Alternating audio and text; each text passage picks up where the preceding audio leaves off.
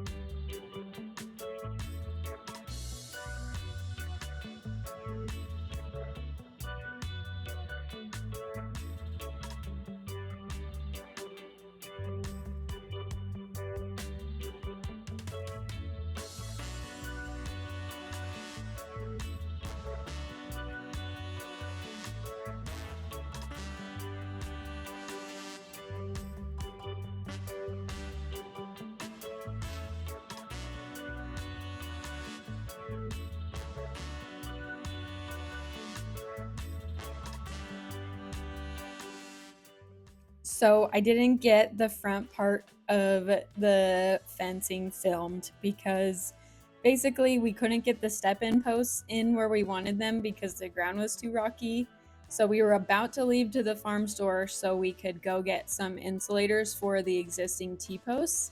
And luckily, a kind neighbor came over and brought us a bucket full of them when he learned what our problem was. So unfortunately, I didn't record that section because we were leaving for the store, so I apologize, but here is the rest of the fencing in the new area where the panels will go.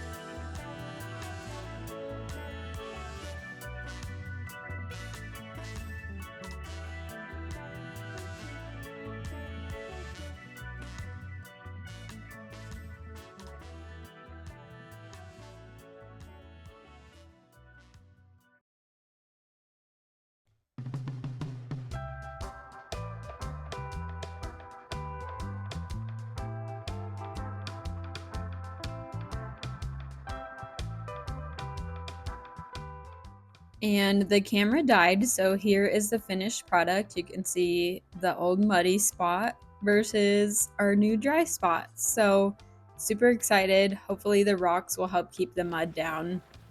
And the horses discovered that there is a plum tree on the property, and Ollie would not leave it alone. So I decided that I was going to kind of fence off this section to start off the first part of our track, because I don't want him to continue eating these fruits. They only get turned out a couple of hours a day in the morning just because it is fall and I'm trying to avoid laminitis in my Mustang, who's an easy keeper. And Oliver would spend the entire 2 hours in that spot eating the plums. So I made the executive decision that this would be our first little track section where we keep them off of that spot. And it was so sad watching him walk over and realize that the fence was there. Like, I don't know why, but I felt so bad. Like, just look at his little face. He's like, what the heck? My snacks. I can't reach them anymore. And it took him a second to realize, like, what was happening. And I know that it's for the best to keep him off of the fruit and not allow him to eat a super high sugar snack for multiple hours a day, but I still felt kind of bad. Oh, he's so cute though. Look at him go. He's like, okay, I get it now. And here's the finished fence in this section. My husband decided to call it the orchard because we have fruit trees there, and I was like, okay, I guess it's fitting. You can see where the opening to the rest of the track is in that spot where the panels were. So I decided after we ran the fencing over here that these nasty, thorny Barbie weeds needed to go. So I came out here by myself after we fenced. My husband was inside making bread, and I was like, I'm gonna pull all of these out because the ground was super soft at this point. So it really wasn't terrible pulling these out. Like, I literally just had to like wiggle them a little bit and they would just come right out of the ground, which I was super grateful for. And I just decided before winter it would be the best to remove these before it gets too cold and the ground gets really hard. And of course I have the best supervisor. Frances is like, what are you doing? She's just the cutest thing. And I keep taking breaks when I do these just to look at the property and how beautiful the fall is, because it's just so nice. And I'm so grateful to be on this property with my horses, enjoying the seasonal change. I'm hoping that winter won't be too difficult because I just would love that. But we will see. I think getting these weeds removed will be really nice to give the horses more space and area to move. And it's also really satisfying to watch the pile grow. Like, I don't know about you guys, but watching these back while I'm editing is really satisfying. Like, get out of here, thorny weeds. And my husband came out to check on me when he was baking bread to let me know that it was almost done. And he was like, I didn't realize you were pulling weeds out here. So don't think that he's unhelpful, because he didn't know that I was doing this project. And once he realized, he brought the wheelbarrow for me and he did a little dump trip and brought it back to me so I could dump the rest of them. And by this time I was super hungry. So it was nice to go in and enjoy some freshly baked bread by my husband. And of course, I've got the little peanut gallery. They're like, what are you doing with the wheelbarrow? Because they think I'm going to feed them.